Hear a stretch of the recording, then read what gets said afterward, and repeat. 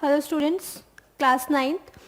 हाँ जी, तो last class में हम लोग पढ़ रहे थे टिश्यूज़। कुछ रिवाइज वगैरह भी करवाया था आप लोगों को। कॉम्प्लेक्स टिश्यूज़ कंप्लीट करवा दिए थे। एक बार रिकॉल कर लेते हैं जो जो चीज़ें हम लोगों ने डिस्कस करी थी। ओके। और कुछ बच्चों के एग्ज़ाम्स भी आ रहे हैं स्कूल वगैरह में, तो जो भी सिलेबस हो गया है, सेल जैसे कंप्लीट हो गया है, टिश्यू हो जाएगा अभी, ठीक है, या आने वाली एक दो क्लास में। इसके अलावा न्यूट्रिशन हो गया है, इंट्रोड्यूसिंग बायोलॉजी हो गया है। तो ये जितने भी चैप्टर्स हैं इन्हें आप अच्छे से प्रिपेयर कर लें। ओके। जितना भी कंटेंट आपको पढ़ाया गया है, नोट्स वगैरह प्रॉपर जो लिख रखे हैं आप लोगों ने, उसे ढंग से रिवाइज करें। ठीक है क्लास। तो टिश्यूज़ जो है इसमें लास्ट टाइम हम लोगों ने क्या क्या पढ़ लिया था, यहाँ बताया गया था आपको कि जो लिविंग बॉडी होती है, कोई भी लिविंग बॉडी है, उस लिविंग बॉडी में सेल है। सेल है ना। तो ये जो सेल है, इसी के ग्रुप से टिश्यूज़ जनरेट होते हैं, टिश्यू बनते हैं। Group of cell actually makes tissue. ठीक है। और यही टिश्यू जो है एक पर्टिकुलर फंक्शन परफॉर्म करते हैं, ऐसा करके हम लोगों ने पढ़ा था। फाइन। तो यही जो टिश्यू हैं ये हमें प्लांट में भी पढ़ने हैं, यही टिश्यू हमें एनिमल में भी पढ़ने हैं। तो प्लांट बॉडी में हम लोगों ने पढ़ लिया था कि प्लांट बॉडी जो है, यहाँ पर दो तरीके के टिश्यूज़ हैं।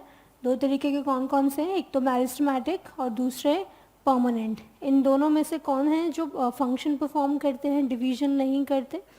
Permanent tissue. ठीक है। और कौन है जो कॉन्टिन्यूसली डिवाइड करते हैं? Meristematic tissue. फाइन। तो ये सब चीज़ें हम लोगों ने पढ़ी थी। फिर मेरिस्टेमेटिक की क्लासिफिकेशन देखी कि वो कहाँ कहाँ प्रेजेंट है। कोई रूट्स के टिप पे प्रेजेंट है, कोई शूट के टिप पे प्रेजेंट है, कोई बार्क से ठीक नीचे है ना, कोई प्लांट का डायमीटर बढ़ा रहा है स्टेम का, कोई प्लांट की हाइट बढ़ा रहा है। ये सब चीज़ें हमने मेरिस्टेमेटिक में देखी थी। फिर परमानेंट में हमने देखा कि वो फंक्शंस परफॉर्म कर रहे हैं। तो उनमें से कोई था जो फूड स्टोरेज का काम कर रहा है, कोई फोटोसिंथेसिस का काम कर रहा है। ठीक है। ऐसे ही कोई प्लांट को मैकेनिकल स्ट्रेंथ दे रहा है। तो ये सारी चीज़ें हम लोगों ने डिस्कस करी थी। फाइन। ठीक है। तो ये सब चीज़ें हम लोगों ने पढ़ ली थी लास्ट की क्लासेस में। इसके बाद आप लोगों को प्लांट वाले सेक्शन में ही एक टिश्यू और बताना था, दैट इज़ एपिडर्मिस। ये आई थिंक मैंने समझा दिया था आपकी क्या होता है। और एपिडर्मिस हमें तीनों में पढ़नी है, रूट्स में पढ़नी है, लीव्स में पढ़नी है और स्टेम में पढ़नी है। ठीक है। तो ये चीज़ें हम लोगों को डिस्कस करनी थी। तो आज इसी के बारे में कंटिन्यू करते हैं। एपिडर्मिस ऑफ रूट आप लोगों को पढ़ा दिया गया है लास्ट की क्लास में, वो लिखवाना था तो वो ज़रूर लिख लीजिए। हेडिंग बनाइए, epidermis of root. Epidermis of root. हाँ भी बच्चों, अब एक बात समझो। देखो, तो जो प्लांट बॉडी है उसमें रूट सिस्टम है। ठीक है, रूट सिस्टम है। तो ये जो रूट सिस्टम है, या इनमें जो भी रूट्स हैं, उस रूट के चारों ओर जो आउटर कवरिंग है उसको आपने क्या बोला? एपिडर्मिस। ओके। तो यही जो एपिडर्मिस थी, मैंने आप लोगों को लास्ट टाइम भी एग्जांपल दिया था कि ये जो एपिडर्मिस है, इसी एपिडर्मिस की जो मेम्ब्रेन है, प्लाज्मा मेम्ब्रेन, यही मेम्ब्रेन एक्सटेंड हो जाती है। ठीक है, कुछ इस तरीके से एक्सटेंड हो जाती है। और इन्हीं एक्सटेंशंस को आप क्या बोलते हैं? Root hair. इन्हीं एक्सटेंशंस को कहा जाता है रूट हेयर। ओके। तो प्लांट बॉडी में, जैसे हमारी पूरी बॉडी में स्किन चढ़ी हुई है, ऐसे ही प्लांट बॉडी में जो आउटर कवरिंग है दैट इज़ एपिडर्मिस। यही एपिडर्मिस बेसिकली रूट्स में भी है, यही स्टेम में भी है, यही लीव्स में भी है, और अलग अलग तरीके से मॉडिफाइड है। भाई अब नेचुरल बात है, जैसे स्किन है प्रोटेक्शन का रोल प्ले करती है, ऐसे ही प्लांट बॉडी में जो एपिडर्मिस है वो भी कुछ ना कुछ रोल प्ले करती होगी। तो रूट्स के केस में वो एपिडर्मिस क्या काम करती है? उसने अपने आप को थोड़ा मॉडिफाई कर रखा है जिससे वो ज़्यादा अच्छे से काम कर सके। प्रोटेक्शन तो है ही है, लेकिन एक एडिशनल रोल भी प्लांट को दे पाए, प्लांट को और थोड़ी हेल्प मिल जाए, इसीलिए वो एपिडर्मिस प्लांट बॉडी में अलग अलग तरीके से मॉडिफाई होती है। ठीक है, चाहे वो रूट की एपिडर्मिस हो, चाहे वो स्टेम की हो, चाहे वो लीव्स की एपिडर्मिस हो, किसी की भी एपिडर्मिस हो, वो मॉडिफाई ज़रूर होगी ताकि प्लांट को एक एक्स्ट्रा रोल मिल जाए, एक एक्स्ट्रा हेल्प मिल जाए। Okay class. तो यही बात यहाँ पे रूट के केस में है। तो रूट की जो एपिडर्मिस है वो कैसे मॉडिफाइड है, उसकी प्लाज्मा मेम्ब्रेन ने ये हेयर्स निकाल रखे हैं, एक्सटेंशन निकाल रखे हैं, मेम्ब्रेन ही आगे की तरफ एक्सटेंड हो रही है और आपने इनको क्या नाम दे दिया, रूट हेयर। ठीक है, इन्हीं को नाम दे दिया रूट हेयर। तो ये जो रूट हेयर होते हैं इनका मेनली रोल क्या होता है, ये पूरा सेक्शन किसके कांटेक्ट में रहता है, सॉइल के कांटेक्ट में रहता है। ठीक है, इसको आप ऐसे समझ लो ना, जैसे सपोज ये मार्कर है, तो इस मार्कर के केस में जैसे ये पार्ट पूरा एपिडर्मिस हो गया, ठीक है, ये पार्ट पूरा एपिडर्मिस हो गया, तो एपिडर्मिस से यहाँ से जो थ्रेड्स निकल रहे हैं, एक्सटेंशंस निकल रहे हैं, ये किसके कांटेक्ट में आएंगे, सॉइल के कांटेक्ट में आएंगे। तो सॉइल में वाटर भी है, सॉइल में मिनरल्स भी हैं, दोनों चीज़ें प्रेजेंट हैं, वाटर भी और मिनरल्स भी। और रूट्स को यही चीज़ें चाहिए होती हैं, प्लांट बॉडी को वाटर भी चाहिए, मिनरल्स भी चाहिए। तो आप खुद सोचो कि ये रूट हेयर जितने ज़्यादा होंगे उतना ही ज़्यादा ये क्या करेंगे, एब्जॉर्ब करेंगे। क्या एब्जॉर्ब करेंगे, वाटर और मिनरल्स। उतनी बात समझ में आई। तो ऐसा इसीलिए ही होता है। तो प्लांट ने अपनी रूट की एपिडर्मिस इसीलिए ही मॉडिफाई करी ताकि वो मैक्सिमम क्या एब्जॉर्ब करा सके, root and what, sorry water and minerals. ठीक है, तो पानी और मिनरल्स को मैक्सिमम तरीके से वो प्लांट बॉडी में एंटर करवा सके, इसीलिए epidermis is modified to root hair. Okay class, इतनी बात समझ में आ गई होगी आप लोगों को। यही आप लोगों को लास्ट क्लास में भी बताया गया था। ऐसे ही आप लीव्स के केस में पढ़ेंगे, वहाँ पे एपिडर्मिस कैसे मॉडिफाई है, और ऐसे ही वहाँ जो बार्क वाला पार्ट है, स्टेम वाला पार्ट है, उसके केस में पढ़ेंगे। तो पहले समझ लो, फिर एक साथ ही लिख लेना। ये तो सारा रूट सिस्टम का पार्ट था। तो रूट हेयर का mainly function is to maximize the absorption of water and minerals. ठीक है, ये जितने ज़्यादा होंगे उतने ज़्यादा वाटर मिनरल्स एब्जॉर्ब होगा क्योंकि सरफेस एरिया बढ़ रहा है ना, एक तरीके से रूट हेयर के ज़्यादा होने से मेम्ब्रेन का सरफेस एरिया बढ़ रहा है, अदरवाइज मेम्ब्रेन का सरफेस एरिया लिमिटेड रहता। तो ये तो बात हुई रूट सिस्टम की। नेक्स्ट बात करते हैं शूट सिस्टम। शूट सिस्टम यानी कि एरियल पार्ट यानी कि अबव ग्राउंड। तो अबव ग्राउंड वाला जो पार्ट है, इसमें सबसे पहले बात करते हैं लीफ की। तो लीफ जो है, इसमें जो एपिडर्मिस है, इसको मान लीजिए आप लीफ। ठीक है, तो इसके चारों ओर जो एपिडर्मिस है, ये एपिडर्मिस अगेन प्रोटेक्शन देगी, जैसे रूट्स में प्रोटेक्शन दे रही थी एपिडर्मिस, जैसे हमारी बॉडी में स्किन हमें प्रोटेक्शन देती है, ऐसे ही प्लांट बॉडी में लीव्स की जो एपिडर्मिस है that also provides protection. Okay, that is very clear. But important is कि एपिडर्मिस जो है that is modified to a particular function, to perform a particular function. तो यहाँ पर लीफ के केस में एपिडर्मिस कैसे मॉडिफाई होती है, इसको समझते हैं। जैसे फॉर एग्जांपल इतने पार्ट को मैं अगर जूम कर दूँ, ठीक है, इतने पार्ट को जूम कर देते हैं, तो डायग्राम थोड़ा आप समझिए। ये आउटर मोस्ट कर्विंग एपिडर्मिस, जैसे ये हो गई एपिडर्मिस, ठीक है, अबव यानी कि अपर एपिडर्मिस, और इसके ठीक पीछे नीचे वाला जो पार्ट है लीफ का वो लोअर एपिडर्मिस, और बीच में जो कुछ भी आ रहा है वही लीफ तो बहुत थिन होती है, ये तो बहुत अच्छा खासा मोटा पार्ट है, लेकिन उसमें जो अपर एपिडर्मिस है और नीचे लोअर एपिडर्मिस है, उसके ठीक बीच में कुछ सेल्स होती हैं, वो सेल्स मेनली फोटोसिंथेसिस परफॉर्म करती हैं। ओके, तो वही हम दिखा रहे हैं, ये अपर एपिडर्मिस, ऐसे ये लोअर एपिडर्मिस, ये मैंने लोअर एपिडर्मिस दिखा दी। ठीक है क्लास, और यहाँ बीच में वो सेल्स आ गई जो क्या परफॉर्म करती हैं, फोटोसिंथेसिस परफॉर्म करती हैं। अभी बनाना नहीं है, सब बनवाया जाएगा आप लोगों को।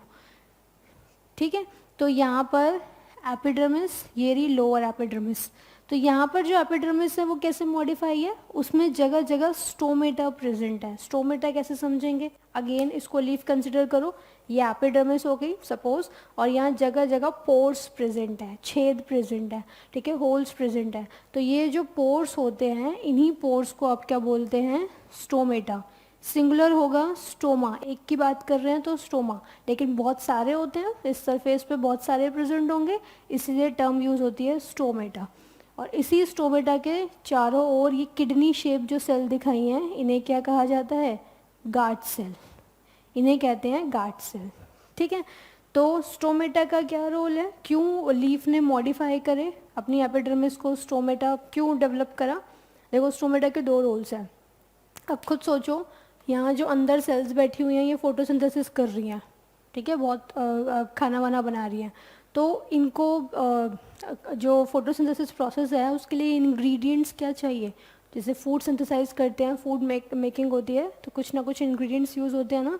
तो वो क्या क्या इंग्रेडिएंट्स चाहिए होते हैं वहाँ पे कार्बन डाइऑक्साइड चाहिए, वहाँ पे वाटर चाहिए, सनलाइट चाहिए, क्लोरोफिल चाहिए, यही सब सामान चाहिए ना। तो CO2 वगैरह जो है वो कैसे एंटर करेगा? CO2 तो हवा में, एयर में, एटमॉस्फेयर में, ठीक है। तो एटमॉस्फेयर से ये कैसे एंटर करेगा, ये इम्पॉर्टेंट बात है। तो जो लीफ की एपिडर्मिस है उसी एपिडर्मिस में ये स्टोमेटा प्रेजेंट है। तो स्टोमेटा के ज़रिए किसकी एंट्री होगी, कौन एंटर करेगा? CO2, ठीक है। CO2 will enter through stomata. ऐसे ही यहाँ जो ऑक्सीजन गैस प्रोड्यूस हो रही है, क्योंकि आप लोग जानते हो फोटोसिंथेसिस में CO2 और H2O यूटिलाइज होते हैं, सनलाइट और क्लोरोफिल, और क्या बनता है, फूड बनता है, यानी कि ग्लूकोज और ऑक्सीजन गैस लिबरेट होती है। तो ये जो ऑक्सीजन गैस लिबरेट हो रही है ये कहाँ से निकलेगी? ये इसी से निकलेगी, इसी पोर्स के ज़रिए निकलेगी। भाई गैस है, जहाँ से जगह मिलेगी वहीं से तो निकलेगी, तो इसको जहाँ भी जगह मिलेगी वहीं से निकल जाएगी। ओके, तो वो जगह कौन सी है? स्टोमेटा। तो स्टोमेटा देखा जाए तो इसका पहला रोल तो गैसियस एक्सचेंज ही है। गैसियस एक्सचेंज, गैसियस एक्सचेंज क्यों? क्योंकि एक गैस अंदर आ रही है और दूसरी गैस बाहर जा रही है। ओके, तो इसीलिए इस फिनोमेना को आपने बोला गैसियस एक्सचेंज। क्यों अंदर आ रही है, कैसे अंदर जा रही है, कौन सा फोर्स लेके जा रहा है, वो सब चीज़ें बात की बात है अभी क्लास 9th और टिश्यूज़ के लेवल पे। यही चीज़ इंपॉर्टेंट है कि स्टोमेटा का रोल क्या है, ठीक है, वो सब हम आगे पढ़ेंगे कि ऐसा कैसे होता है।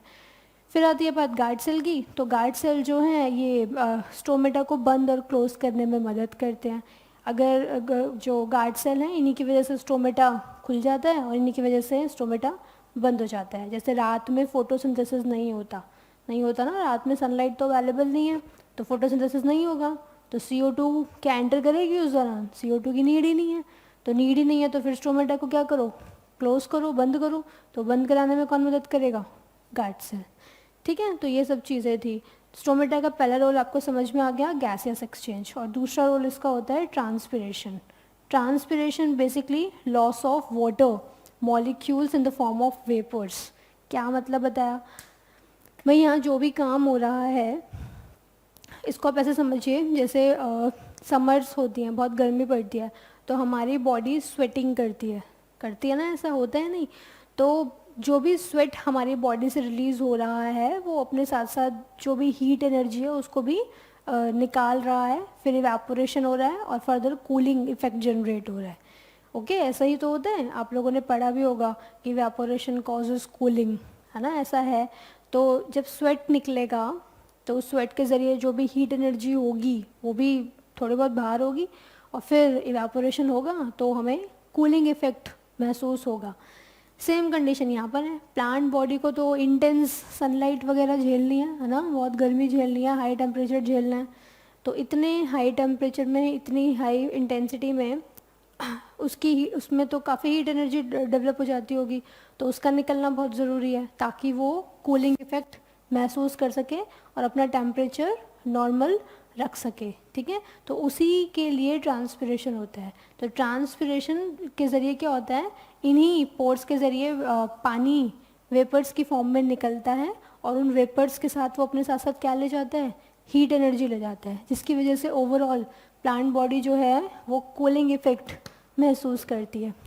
ओके क्लास, तो इसी को ही बोला जाता है ट्रांसपिरेशन। तो transpiration is loss of water या loss of water molecules in the form of vapours to generate cooling effect. Okay, तो ये कंसेप्ट था, मैंने आप लोगों को बहुत ओवरव्यू फॉर्म में बताया है। ये सब चीज़ें आप सक्सेसिव चैप्टर्स में या क्लासेस में डिटेल में पढ़ेंगे। जैसे क्लास 10th में ट्रांसपिरेशन के ऊपर पूरा चैप्टर है, तो वहाँ पे हम और फंक्शंस भी पढ़ेंगे ट्रांसपिरेशन के, कि ट्रांसपिरेशन और क्या काम कराता होगा। एक तो यही बता दिया, कूलिंग इफेक्ट आ रहा है इसकी वजह से, क्योंकि पानी निकलेगा तो अपने साथ साथ क्या निकाल के ले जाएगा, हीट एनर्जी। और हीट एनर्जी अगर निकलेगी तो प्लांट विल, जो प्लांट है दैट विल फील कूल्ड, ठीक है, कूलिंग इफेक्ट उसमें जनरेट होगा। तो ये सब चीज़ें हम लोगों ने अभी डिस्कस करी, बहुत ओवरव्यू फॉर्म में आप लोगों को बताया गया है, ठीक है क्लास। तो अभी ये सब एपिडर्मिस का था लीफ के केस में, ऐसे ही रूट के केस में वो भी आपको बता दिया। अब तीसरी बात आ जाती है स्टेम के केस में। तो ये जो स्टेम वाला पार्ट है, इसका जो एपिडर्मिस है, अच्छा एक चीज़ और, जो लीफ की एपिडर्मिस होती है, जैसे ये एपिडर्मिस है, ये एक वैक्सी पदार्थ, मतलब वैक्स जैसा, वैक्स तो देखा है ना आप लोगों ने, वैक्स कैंडल, वैसा वैक्सी पदार्थ रिलीज करती रहती है, ठीक है। ये एपिडर्मल सेल्स, एपिडर्मिस लेयर है, उसकी एक एक सेल को बोलेंगे एपिडर्मल सेल, ओके। तो ये जो एपिडर्मल सेल हैं, ये सिक्रीट करती हैं एक वैक्सी मॉलिक्यूल, उसी वही मॉलिक्यूल जहाँ पर डिपॉजिट हो जाता है, ठीक है। मतलब इसको आप ऐसे समझ लो, वो शाइनी सा मॉलिक्यूल पूरी लीफ पे डिपॉजिट हो जाता है, उसी को ही वो एक लेयर बना लेता है, उसी लेयर को ही आप क्या बोल देते हो, क्यूटिकल। तो यही जो क्यूटिकल होती है, इसके दो रोल्स होते हैं।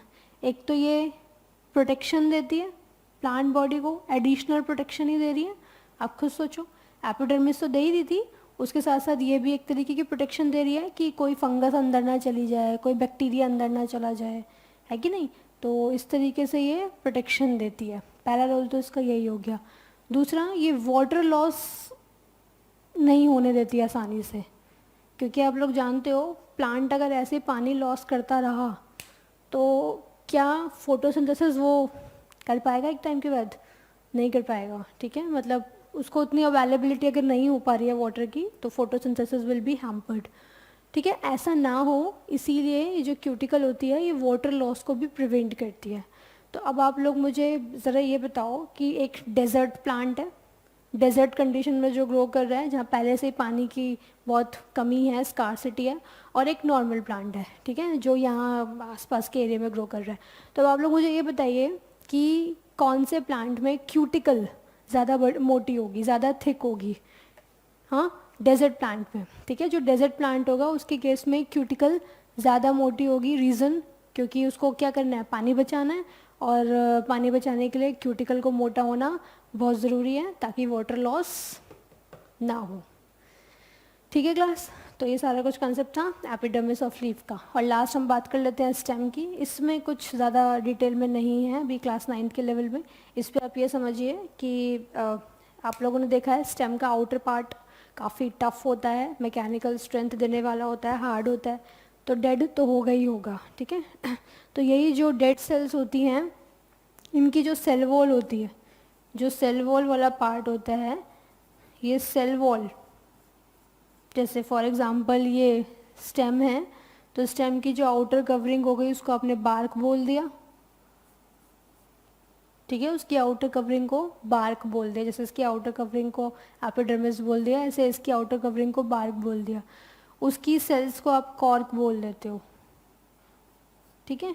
इसको हम मोटे मोटे तौर पर ऐसे समझ लेते हैं कि जैसे सपोज ये स्टेम है, तो स्टेम की outer woody covering is bark, है ना, हिंदी में छाल बोल देते हैं। तो ये जो बार्क है, इसकी सेल्स को ही कह दिया जाता है, इसके अंदर जो टिश्यू आ रहा होता है that is cork, cork tissue. इसी कॉर्क टिश्यू की जो सेल है, कॉर्क एक डेड टिश्यू है, तो इसकी जो सेल है इसमें सिर्फ सेल वॉल होगी, अंदर तो कुछ होगा ही नहीं, no cytoplasm, no nucleus, no cytoplasm, यानी कि कोई प्रोटोप्लाज्म नहीं होगा। तो यहाँ जो सेल वॉल है, इसमें एक बड़ा इम्पॉर्टेंट कंपाउंड होता है, कंपोनेंट होता है सुब्रिन, ठीक है। तो ये सुब्रिन जो होता है, ये भी वाटर लॉस को प्रिवेंट करता है ताकि मैक्सिमम प्लांट अपना पानी बचा सके, ठीक है। It is basically impervious to water, okay. तो ये सारा कुछ था स्टेम के केस में। तो स्टेम की जो एपिडर्मिस है उसी को यहाँ पे बार्क बोल दिया, उसके अंदर जो टिश्यू है दैट इज कॉर्क, उसकी सेल्स जो हैं उसमें एक बड़ा इंपॉर्टेंट आपको पदार्थ बताया, सुब्रिन।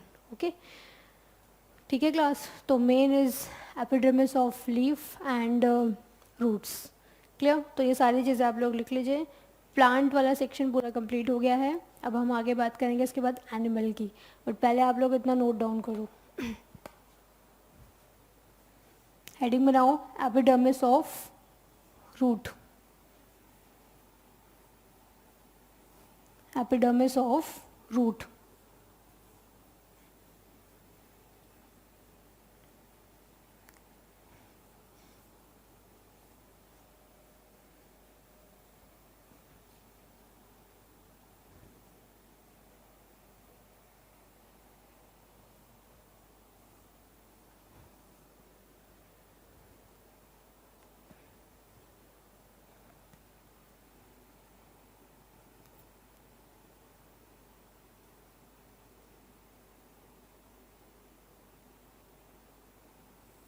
इस बीच आप लोगों की एक क्लास और लगेगी इस वीक में, ठीक है? तो उसमें एनिमल टिश्यूज़ जो है आई थिंक काफ़ी हद तक कंप्लीट हो जाएगा।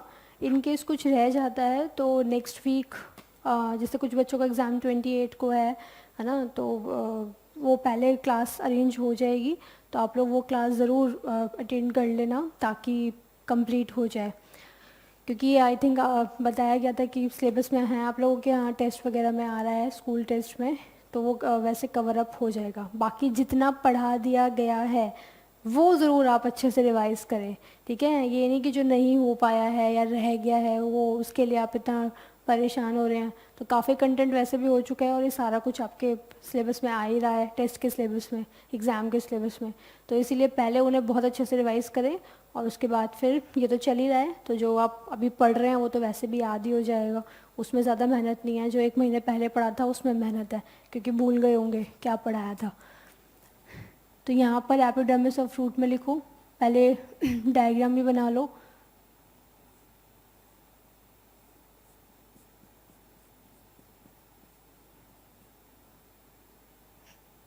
इसमें इतने पार्ट को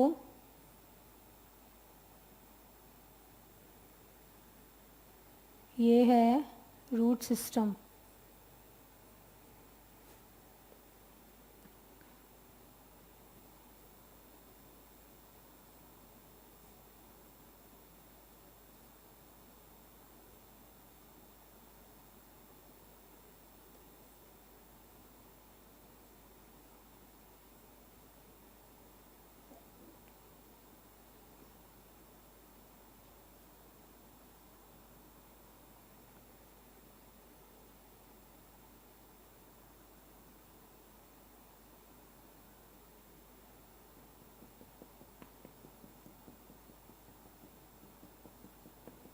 जैसे ये रूट की एपिडर्मिस दिखाई, तो ये तो डायग्राम 2D है, तो आप इसको वही ऐसे समझेंगे, ये एपिडर्मिस है, इसके ठीक अंदर कुछ और सेल्स होंगी, फिर और सेल्स होंगी, अल्टीमेटली कोर में जाइलम फ्लोएम प्रेजेंट होंगी, ठीक है, इस जगह पर आकर के। तो ये आपको पढ़ा दिया होगा मैंने जब जाइलम फ्लोएम बताया होगा, नहीं तो ये आगे वही मैंने आपको बताया, जैसे जैसे आप आगे सक्सेसिव चैप्टर्स पढ़ेंगे या क्लासेस में जाएंगे वो ऑटोमेटिकली क्लियर होता जाएगा। ये हम एक तरीके से बेसिक्स पढ़ रहे हैं। तो ये हो गया सॉइल। यहाँ पर क्या प्रेजेंट है? वाटर और मिनरल्स, वाटर एंड मिनरल्स। यहाँ लेबलिंग करो भाई, रूट हेयर, और ये क्या है? एपिडर्मल सेल कॉन्स्टिट्यूट, क्या बनाते हैं ये? एपिडर्मिस,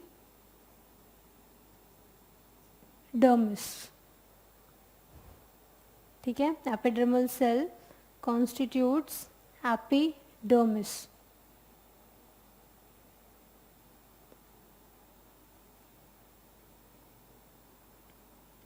यहाँ लिख लेना,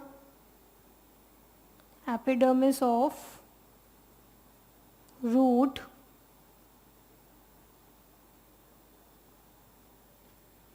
is modified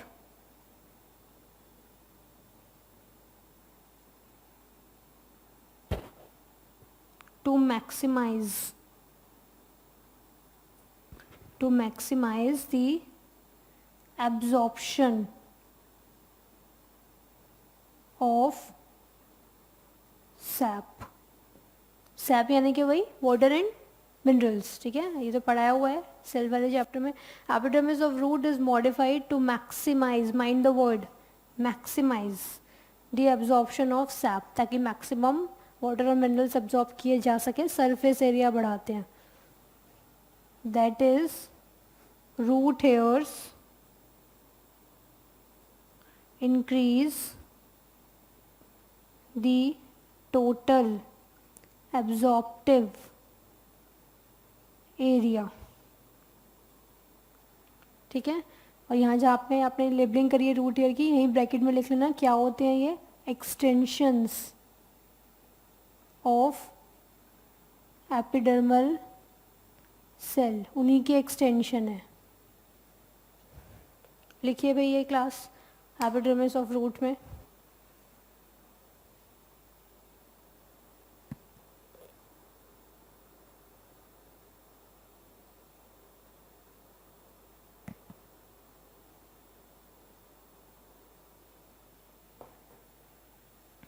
हाँ जी, कंप्लीटेड, ठीक है. अब इसके बाद नेक्स्ट हेडिंग बनाओ. रूट के एपिडर्मिस में इतना ही था. Next epidermis of leaf, epidermis of leaf लिखेंगे इसमें.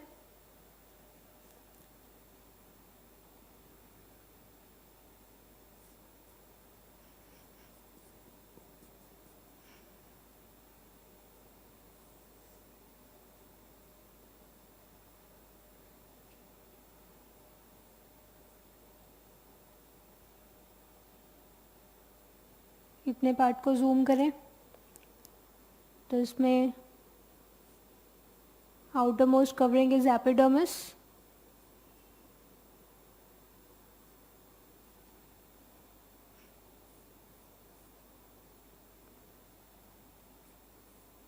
इसके ऊपर waxy layer, that waxy layer is cuticle.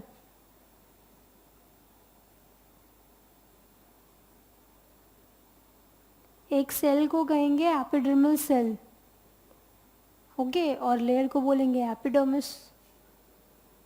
तो अपर एपिडर्मिस हो गई है, और यहाँ नीचे दिखाएंगे लोअर एपिडर्मिस. यहाँ आ गई लोअर एपिडर्मिस. यहाँ जगह जगह आप पोर्स दिखा दीजिए.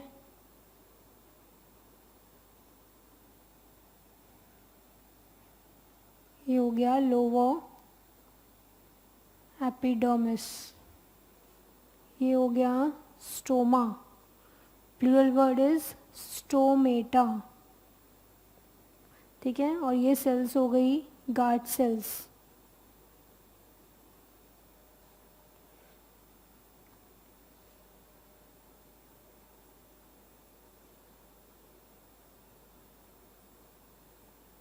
ये सेल्स आप एकदम कॉम्पैक्टली अरेंज दिखाना, स्पेस मत देना यहाँ पर बीच में.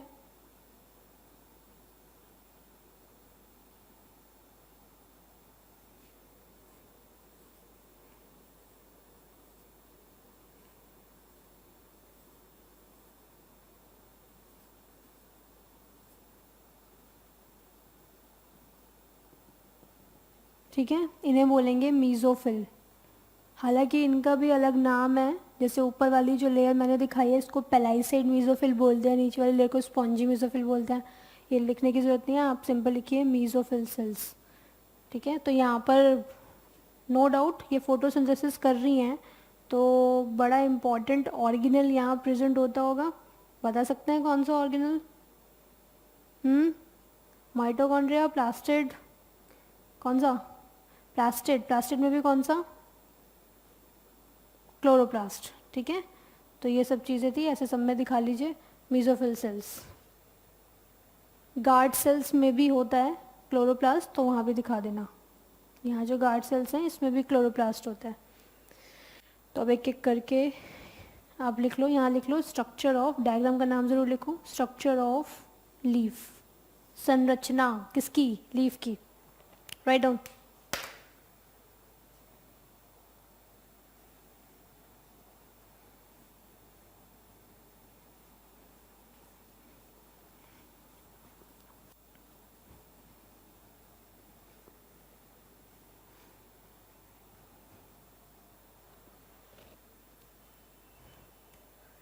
अब एक एक करके इनके रोल्स लिखने हैं। तो सबसे पहले आप लोग लिखो क्यूटिकल, क्यूटिकल में लिखो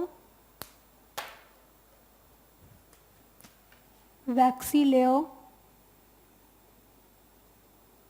secreted by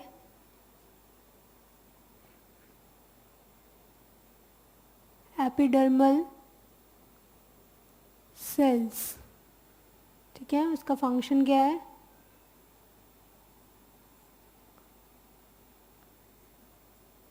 provides protection against parasitic fungus etcetera. पहला रोल। और दूसरा role prevents water loss. So desert plants possess thick cuticle. Desert plants possess thick cuticle. Okay, next is, ये तो cuticle के बारे में था. Next, stomata. इसमें लिखो pores present in leaf.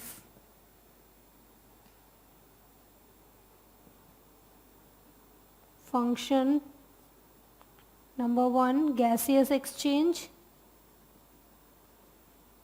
Gaseous exchange. और दूसरा रोल आप लोगों को क्या बताया, ट्रांसपिरेशन. ट्रांसपिरेशन. अच्छा, गैसेस एक्सचेंज का मतलब entry of CO2 and exit of O2, इसे बोलेंगे गैसेस एक्सचेंज. और transpiration is loss of water, loss of water vapours.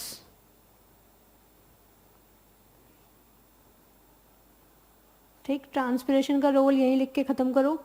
Function, इसका फंक्शन क्या है, फॉर कूलिंग इफेक्ट. और फंक्शंस भी होते हैं बट वो हम आगे चैप्टर्स में पढ़ेंगे. जैसे ट्रांसपोर्टेशन में हेल्प करता है ये, पानी को ऊपर पहुंचाने के लिए ड्राइविंग फोर्स है. तो गैसेस एक्सचेंज, ट्रांसपिरेशन, ये स्टोमेटा का था.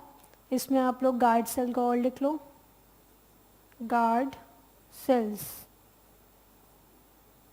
ये अलग से लिखना स्टोमेटा के बाद. Kidney shape cells, kidney shaped cells surrounding the stomata या surrounding the stoma. Right word is stoma. ठीक है, एक स्टोमा को ये सराउंड करते हैं. और इनका रोल क्या होता है, फंक्शन लिखो,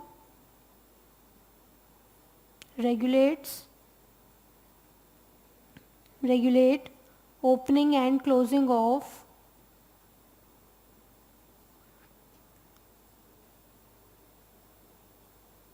स्टोमेटा. लिखिए इसको.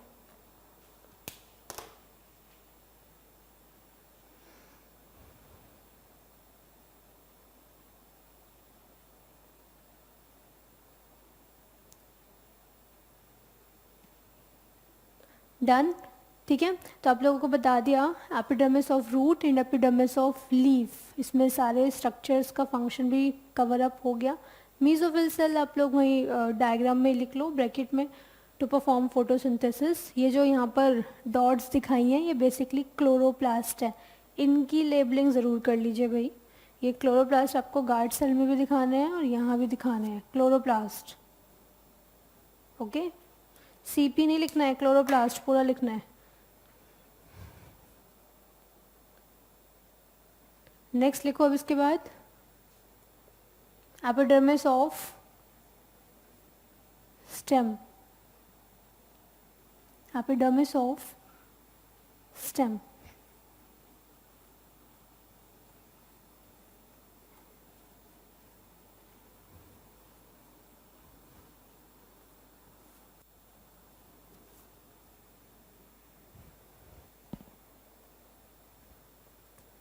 एपिडर्मिस ऑफ स्टेम में लिखेंगे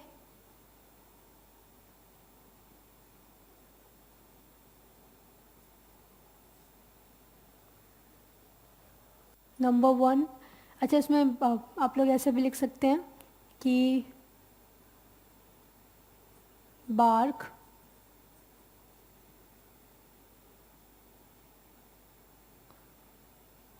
that is outermost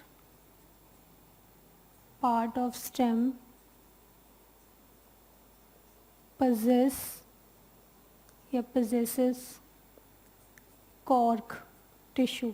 इसमें कॉर्क टिश्यू होता है, CORK, कॉर्क टिश्यू। आगे लिखेंगे cells of cork tissue are dead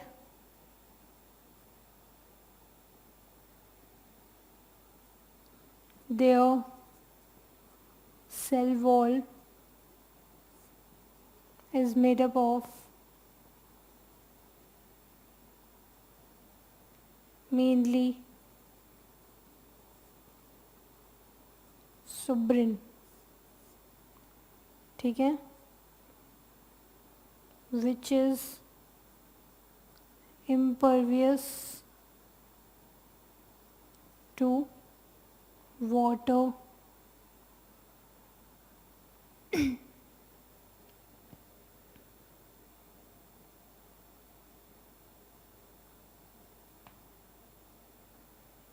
ठीक है, ये आप कंप्लीट करिए।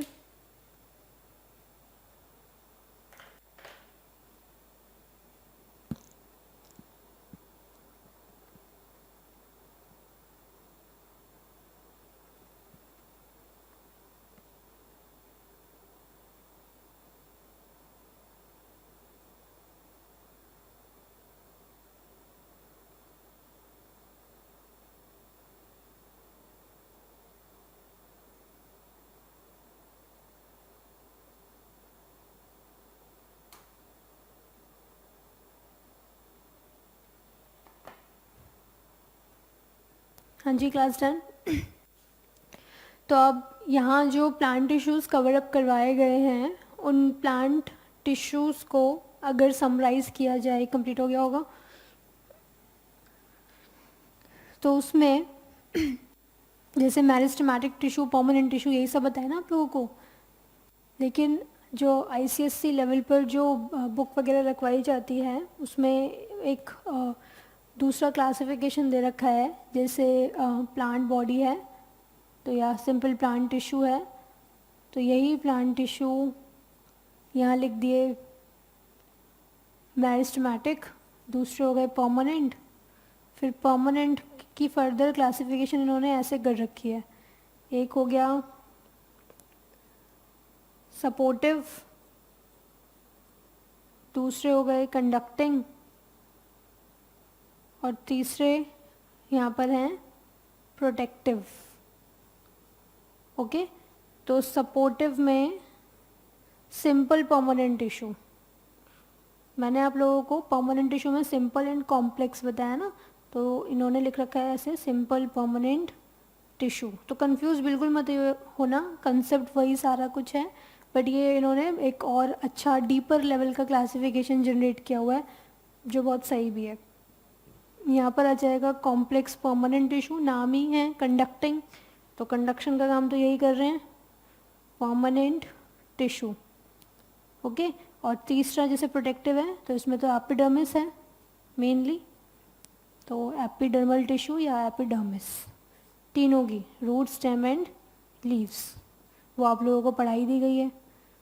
परमानेंट में ही आएगी ना, ये फंक्शन परफॉर्म कर रही है तो परमानेंट में ही आएगी। तो ये आप लोग चार्ट बना लो लास्ट में, ठीक है, और इसको बॉक्स में पैक कर लो। ये एक तरीके का पूरा समराइज कर दिया है। बनाइए भाई डायग्राम, आई मीन चार्ट।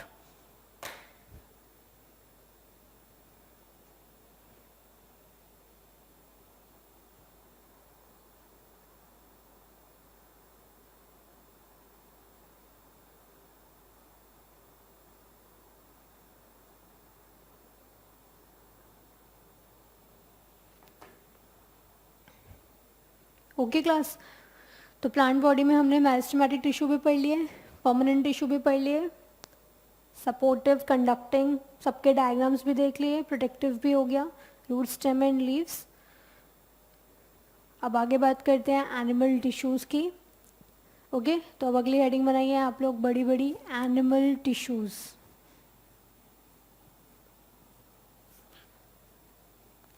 अगली बड़ी हेडिंग बनाइए एनिमल टिश्यूज़।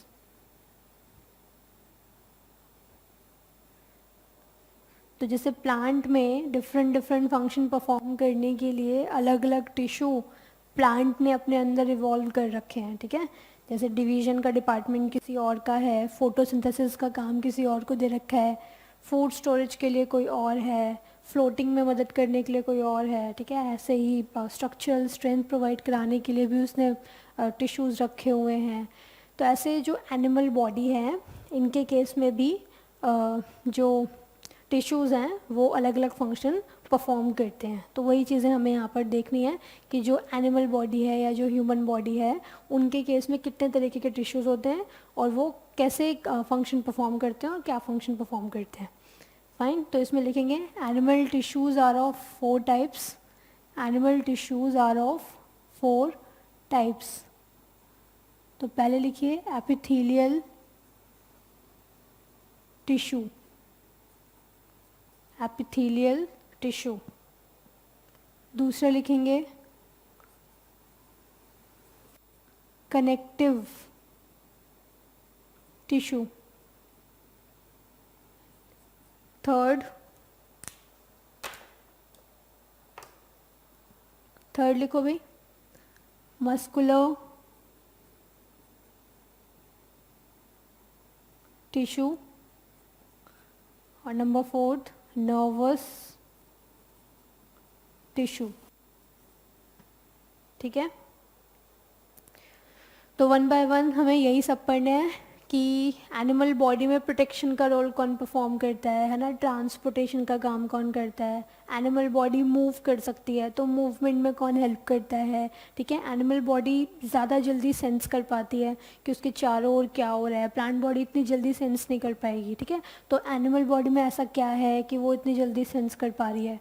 तो ये सब चीज़ें हमें यहाँ इस सेक्शन में पढ़नी है कि एनिमल बॉडी में इन ऑल ये सब फंक्शंस परफॉर्म करने के लिए क्या सेटअप है, क्या अरेंजमेंट है, ठीक है। तो यही सब चीज़ें हमें यहाँ पे पढ़नी है। तो 1 बाय 1 एक एक करके स्टार्ट करते हैं। अभी आज की क्लास के लिए सबसे पहले हम छोटा टॉपिक ही उठा रहे हैं, नर्वस टिश्यू, क्योंकि टाइम हो जाएगा अभी थोड़ी देर में तो एपिथेलियल कंप्लीट नहीं हो पाएगा। तो पहले हम लोग नर्वस टिश्यू ले लेते हैं। तो हेडिंग बनाइए आप लोग सबसे पहले नर्वस टिश्यू। नर्वस टिश्यू, भाई टिश्यू है तो इसकी यूनिट भी होगी कुछ। कौन सी यूनिट है इसकी, क्या यूनिट होगी?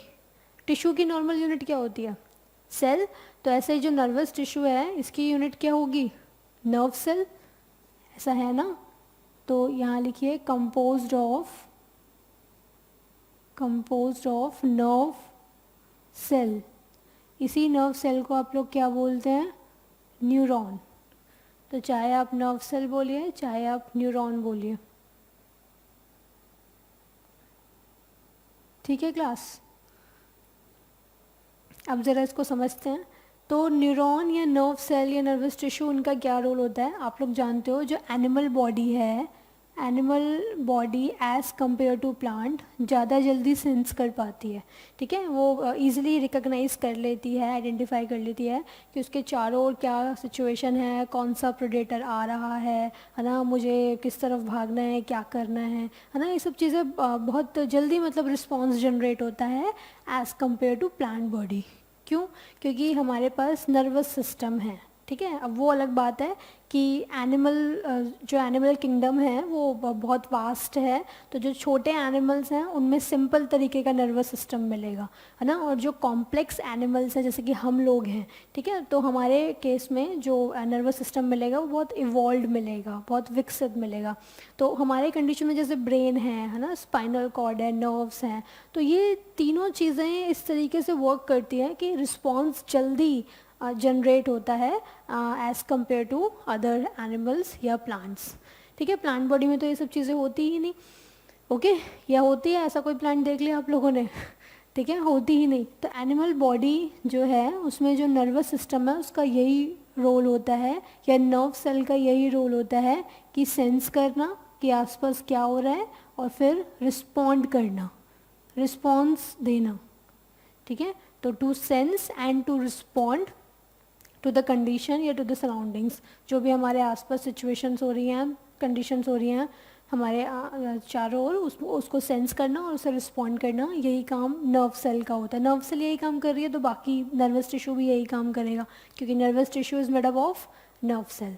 फाइन, तो यही नर्व सेल का स्ट्रक्चर हमें यहाँ पर इस सेक्शन में पढ़ना है, और ज़्यादा डिटेल्स इस टॉपिक की, नर्वस टिश्यू और नर्वस सिस्टम की, ये अलग से पूरा चैप्टर होता है, क्लास 10th में है इसके बारे में, तो वो सब हम फ्यूचर में देखेंगे। बट अभी के लिए बेस हम लोग पढ़ रहे हैं, तो नर्व सेल आपको पता होनी चाहिए।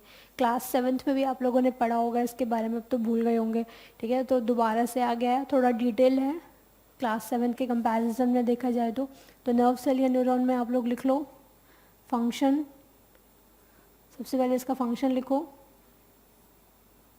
It helps in sense and to respond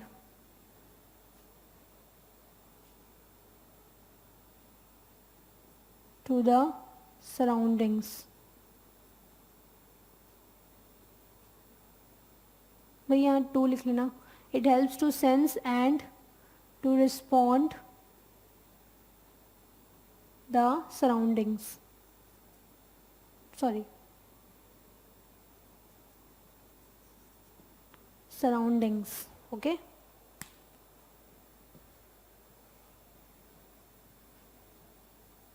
diagram बना लो अब आप लोग नर्व सेल का।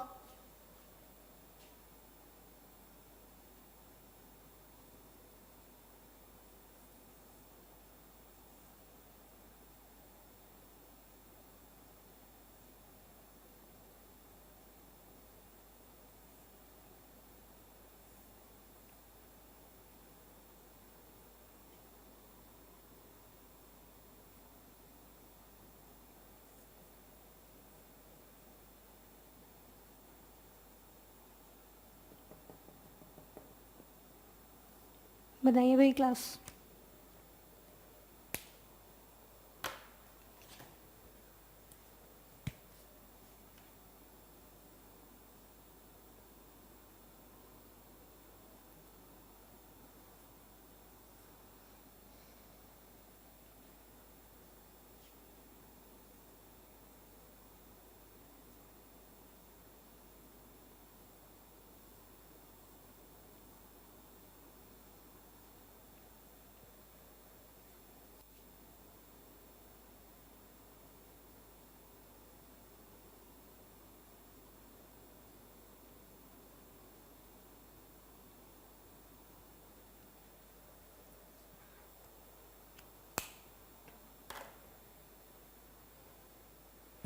देखो एक बार समझ लो पहले कि नर्व सेल कैसे दिखाई देती है। अच्छा, नर्व सेल हमारी बॉडी की लॉन्गेस्ट सेल है, ये तो क्लियर है ना, ये लॉन्गेस्ट सेल होती है, सबसे लंबी सेल होती है, ठीक है। कितनी लंबी होती है?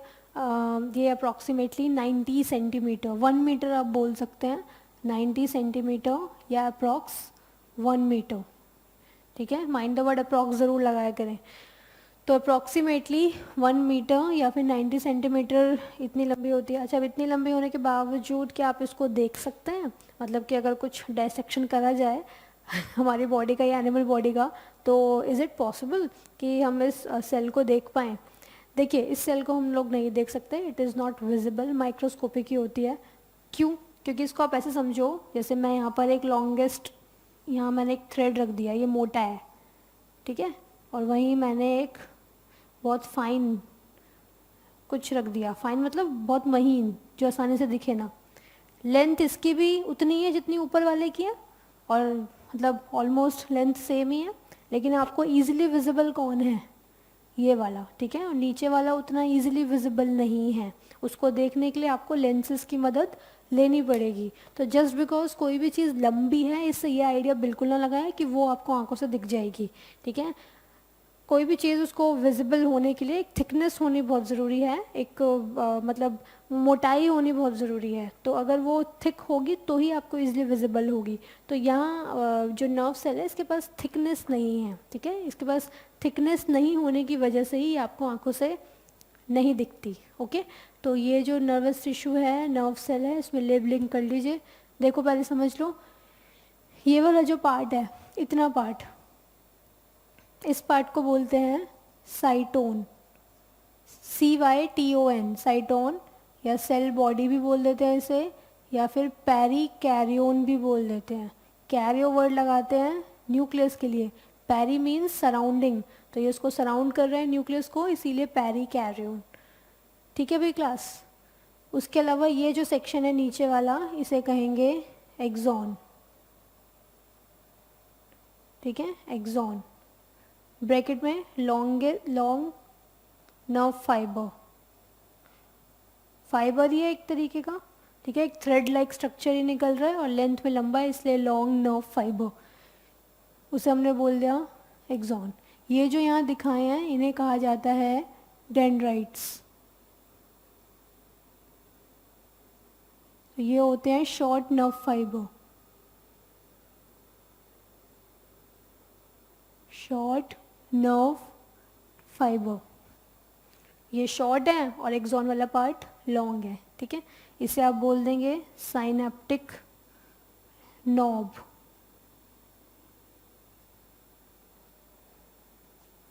बाकी लेबलिंग कर लीजिए भाई। इसे कहेंगे myelin sheath, myelin sheath, sheath मतलब कवरिंग। इसे कहेंगे शॉन सेल, शॉन सेल, जो यहाँ डार्क करके दिखा रखा है, शॉन सेल। यहाँ लेबलिंग कर लो, क्या है ये? न्यूक्लियस, ठीक है। और यहाँ कुछ स्पेशल ग्रेन्यूल्स भी होते हैं जो मैंने ब्लू से दिखाए हैं, इन्हीं ग्रेन्यूल्स को लिख लीजिए, इसकी लेबलिंग नीजल्स ग्रेन्यूल, NISSL',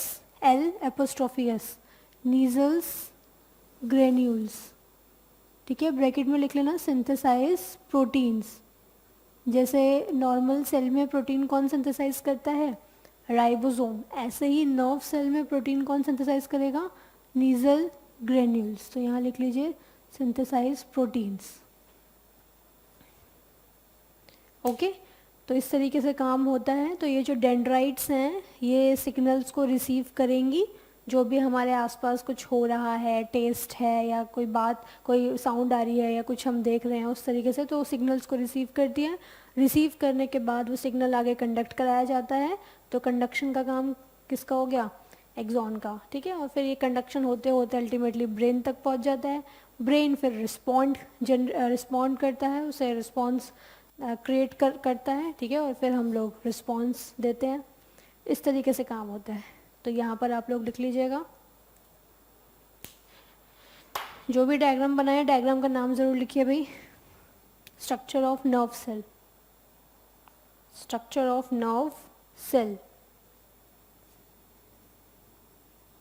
तो यहाँ अलग से लिख लो, एक दो लाइन छोड़ के, लॉन्गेस्ट सेल जहाँ पे आपने लिखी वहीं बाद में लिख लो। डेंड्राइट्स रिसीव सिग्नल्स, ठीक है। ये सिग्नल्स को रिसीव करते हैं। नीजल ग्रेन्यूल्स का फंक्शन बता ही दिया आप लोगों को। ओके, एक्सॉन का और लिख लो। एक्सॉन में कंडक्ट सिग्नल्स। यहाँ पे जो गैप सा दिखाया जाता है, इस गैप को बोलते हैं नोड ऑफ रनवियर। ठीक है, तो यहाँ लिख लेना आप लोग, नोड ऑफ रनवियर। इनके फंक्शंस अभी ज़रूरी नहीं हैं, क्योंकि फिर वो पूरा काफ़ी नर्वस सिस्टम का पार्ट बताना होगा उसके लिए, तो अभी रिक्वायर्ड नहीं है, आप लोग फ्यूचर में पढ़ेंगे ही। अभी सिर्फ आप लोग लेबलिंग कर लीजिए, नोड ऑफ रनवियर। ठीक है, ये डायग्राम किसका है? नर्व सेल का। तो स्ट्रक्चर ऑफ नर्व सेल, जो 9th क्लास के हिसाब से मेन चीज़ें थी वो आपको बता दी, क्योंकि इसके लिए नर्वस सिस्टम का फिर काफ़ी थोड़ा पार्ट ऐड करना पड़ेगा वो भी रिक्वायर्ड है नहीं, इसीलिए। ठीक है, तो डेंड्राइट्स आपको बताए, एक्सॉन बताए, बाकी न्यूक्लियस लेबल कर दिया है। नीजल ग्रेन्यूल्स वो ज़रूर ध्यान रखें, प्रोटीन सिंथेसाइज करते हैं। ओके, ये डायग्राम बना लो, ये लिखो आप लोग, उसके बाद नया टिश्यू पढ़ते हैं।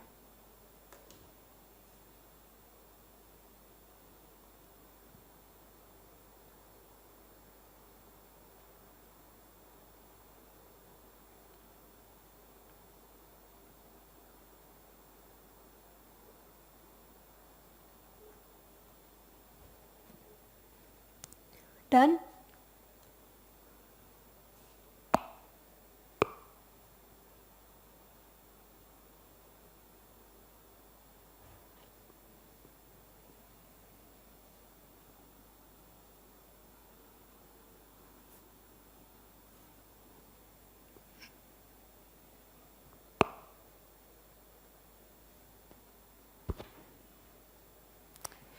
सर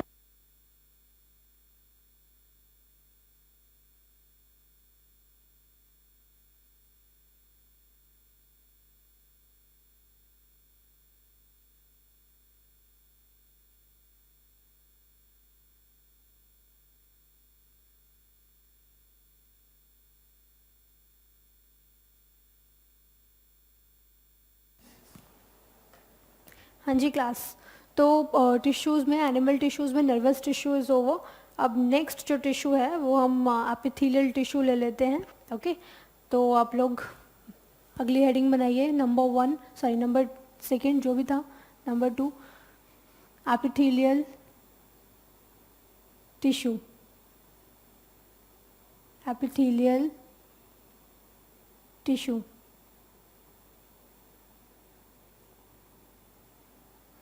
तो इसमें क्या कॉन्सेप्ट है, आज इंट्रोडक्शन देख लेते हैं, इसकी डिटेल डिस्क्रिप्शन हम लोग अगली क्लास में ही देखेंगे। तो एपिथेलियल टिश्यू जो है इसका, जैसे वहाँ पे प्लांट बॉडी में हमने देखा था कि कवरिंग या प्रोटेक्शन का काम कौन दे रहा था? एपिडर्मिस। ठीक है, एपिडर्मिस जो लेयर थी पूरी प्लांट बॉडी पे चढ़ी हुई थी और वो प्लांट को प्रोटेक्ट भी कर रही थी। ठीक है, और मॉडिफाई भी थी दूसरे फंक्शन परफॉर्म करने के लिए, ये काम प्लांट बॉडी में एपिडर्मिस कर रही थी। ऐसे ही हमारी बॉडी में, एनिमल बॉडी में जो प्रोटेक्शन देने का काम है, कवर करने का काम है, लाइन करने का काम है, ये काम कौन करता है? एपिथेलियल टिश्यू करता है। ठीक है, अब हो ना हो, स्किन, हमारी बॉडी पे जो स्किन चढ़ी हुई है वो किस में आती होगी? फिर एपिथेलियल टिश्यू में ही आती होगी। ठीक है, तो एपिथेलियल टिश्यू अपने आप में काफ़ी ब्रॉड टिश्यू है, काफ़ी तरीके का प्रेजेंट होता है हमारी बॉडी में अलग अलग जगहों पर, वो सब हम लोग डिटेल में देखेंगे। तो आज आप लोग इतना ही जानो कि बेसिकली ये जो है प्रोटेक्शन या लाइनिंग में मेनली रोल परफॉर्म करता है। शेप्स के बेसिस पे अलग अलग तरीके का होता है, क्यूबॉइडल, कॉलमनार वगैरह, स्क्वामस एपिथेलियम, तो वो सब हम लोग देखेंगे। ठीक है क्लास, तो आप लोग आज इंट्रोडक्शन में सिर्फ 2-3 बातें लिख लो। द टिश्यू दैट कवर्स या lines, the tissue that covers या lines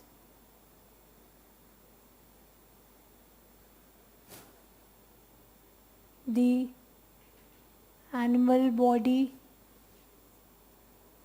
parts called epithelium. Epithelium भी बोल सकते हैं और एपिथेलियल टिश्यू भी बोल सकते हैं, एपिथेलियल टिश्यू।